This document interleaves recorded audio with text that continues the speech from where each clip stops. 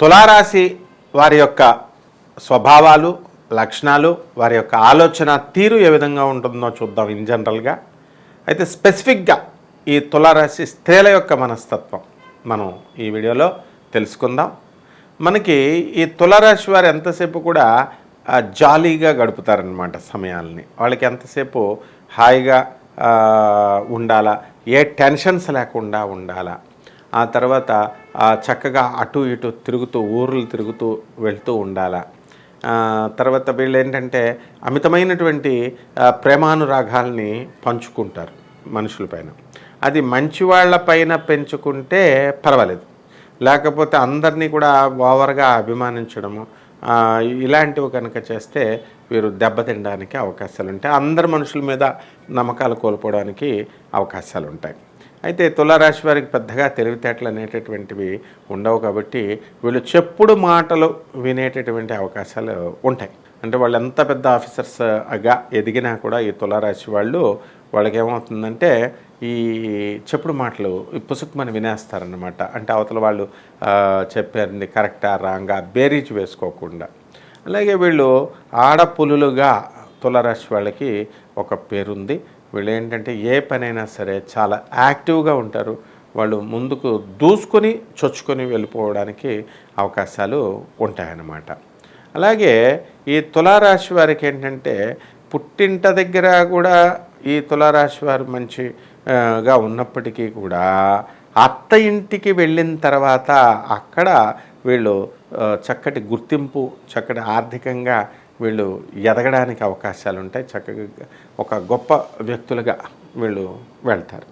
ఆ తర్వాత వీళ్ళకి సొంతంగా ఇల్లు అనేటటువంటివి వీళ్ళు ఏర్పాటు చేసుకుంటారు, సొంతంగా గృహాలు.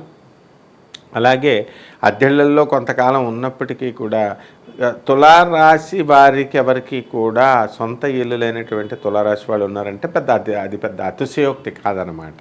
అలాగే సొంతంగా వీళ్ళు స్థలాలు కొనుక్కోవడం, పొలాలు కొనుక్కోవడం, ఎంతసేపు కూడా కమర్షియల్గా వీళ్ళకి అంటే వరల్డ్లీ పర్స్యూట్స్ ఇవి చూసుకుంటారు. ప్రాపంచికంగా విషయాల్లో నేను ఇలా ఉండాలా అలా ఉండాలని. అయితే ఈ తులారాశి వారికి ఏంటంటే సౌందర్య పోషణ అంటే చాలా ఇష్టం అన్నమాట.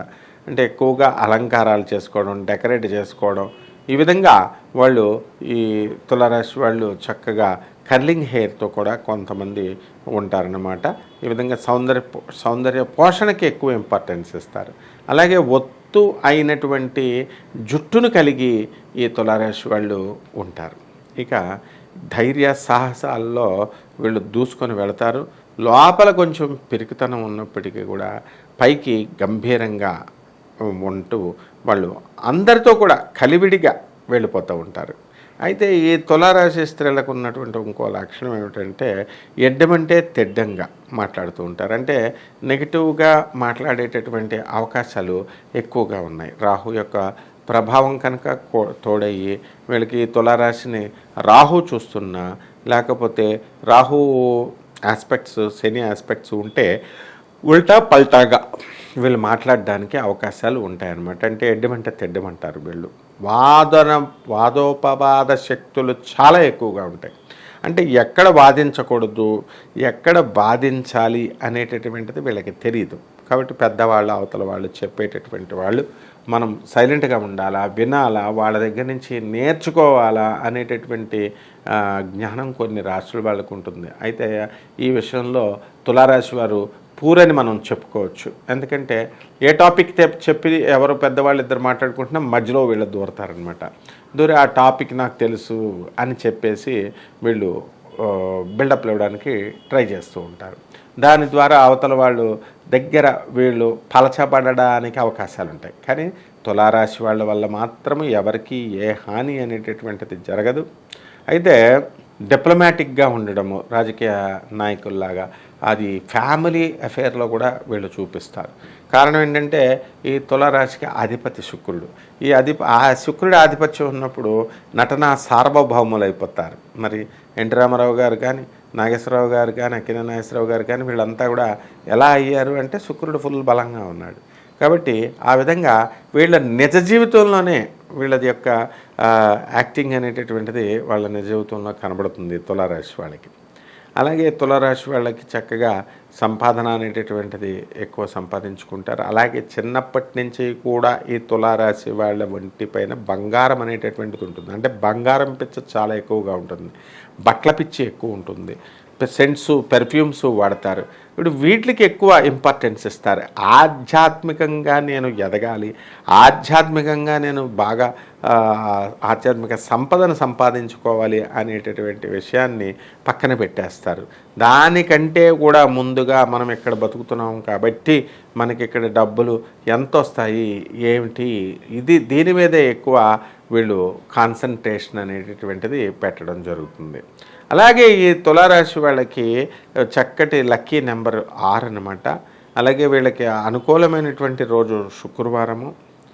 అనుకూలమైనటువంటి దిక్కు దగ్గరికి వచ్చేసరికి ఈ యొక్క శుక్రుడికి మనకి దక్షిణ దిక్కు అనేటటువంటిది చాలా బ్రహ్మాండంగా ఉంటుంది.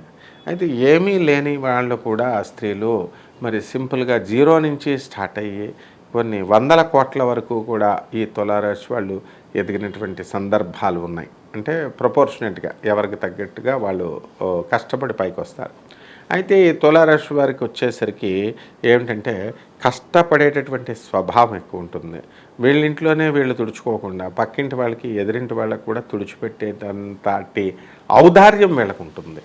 దానివల్ల వీళ్ళని ఎలాగ చూస్తారండి తులారాశి వాళ్ళని, పక్కింటి వాళ్ళు ఎదిరింటి వాళ్ళు కూడా తుడిచిపెట్టి వాళ్ళ అంట్లు మీరు తోమపెడుతుంటే మిమ్మల్ని పిచ్చోళ్ళు చూసినట్టు చూస్తారు. అబ్బా ఫ్రెండ్షిప్ మీద చేస్తున్నారు, లేకపోతే ఒక విధమైనటువంటి హెల్పింగ్ నేచర్తో చేస్తున్నారు అని ఎంతమంది ఆలోచించుకోగలుగుతారు. కాబట్టి ఈ తులారాశి వాళ్ళు ఎవరికీ కూడా హాని చేయకుండా వాళ్ళ జీవితాన్ని ముందుకు వెళ్ళడం అనేటటువంటిది జరుగుతుంది. అయితే ఈ తులారాశి వారికి ఏంటంటే మనకి కంటి దోషము అనేటటువంటిది ఉంటుంది. అంటే కంపల్సరీ వీళ్ళకి ఐసైట్ ప్రాబ్లం ఉండడం కానీ, కంటికి సంబంధించి ఏదో ఒక ప్రాబ్లం అనేటటువంటిది లాస్ట్ డేస్లోకైనా సరే రావడం జరుగుతుంది. షుగర్ ఉండి కళ్ళు పోవడము, లేకపోతే షుగర్ వల్ల ఐసైట్ తగ్గడము, ఇలా ఏదో ఒకటి. మొత్తం మీద మాత్రం ఈ తులారాశి వారికి ఎలా ఉంది అంటే స్థల దోషములాగా ఈ జాతక దోషం అనేటటువంటిది ఉంది. ఎలాగా అంటే ఇప్పుడు ఈ తులారాశి వారికి తల్లి, అన్నదమ్ములు, వీళ్ళపైన అక్క చెల్లెళ్ళు వీళ్ళపైన ఎక్కువ వీళ్ళు ఏకాగ్రత పెడతారు. వీళ్ళతో గంటలు ఫోన్లు మాట్లాడుతూ భార్యకి ఎక్కువ అసహనానికి గురి చేస్తారనమాట.